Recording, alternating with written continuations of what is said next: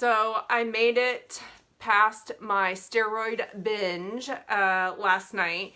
And so I took 5 steroids at around 8 o'clock last night with a full meal. So that helped kind of pushing it back a little bit and making sure that I did take the steroids with food. So after around 9 or 9:30, I went to bed and I did take a Unisom to help with sleep per Dr. Velik's recommendations. So I took that, and then knowing it probably wouldn't last the entire evening, I did, which it didn't. I woke up probably around midnight, and then I just planned to take my all natural from Clover's sleep aid around midnight, and then slept through until about 3:30 this morning, so it's not terrible.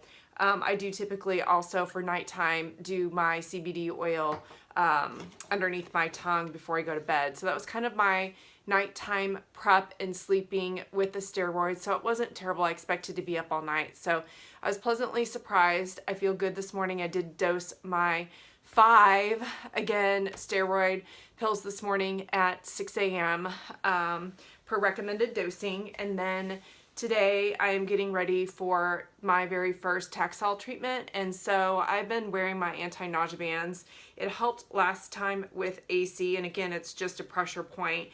These are really simple, whether it's a placebo effect or they actually do help. I mean, I feel like it's a really simple thing to just put on during your treatment, and I typically keep these on after my 4th AC. I did keep them on for about 4 days afterwards just to make sure I did not feel nauseous, and I didn't, and that certainly helped.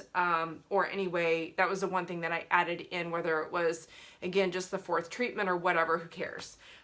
Doing the ice bath is pretty much the same thing. There are physicians that highly recommend the ice bath with Taxol, and there's some that don't. So again, it's just really determining what you're willing to do to prevent long-term side effects and keep your nails and toes healthy.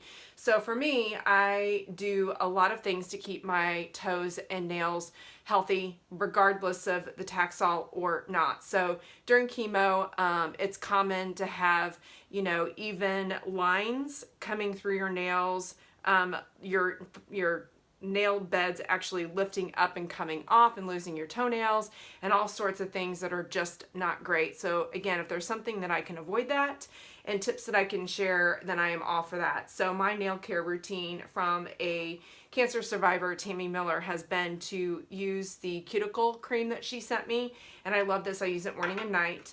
Also the protective formula, and I'll put all of the links to the products in this as well. And this has been great because I don't know if you can do a really quick close-up of my hands. You can see a little, not really, yellowing underneath this nail, but for the most part, my toenails and my fingernails have maintained pretty much what they used to be. They weren't great to begin with, honestly.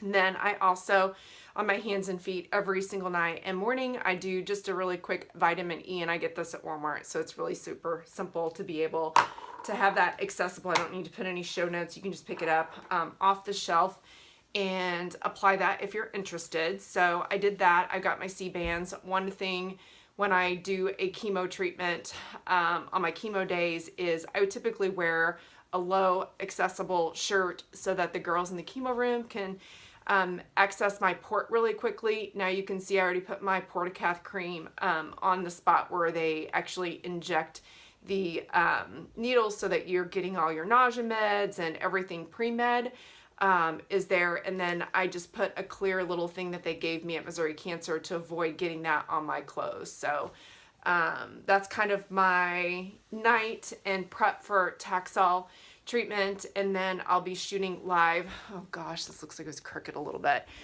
from the chemo room today. So I'll do and demonstrate the ice bath for you guys in case anybody wants to know tips and tricks on that. So anyway, have a great weekend and thanks for watching.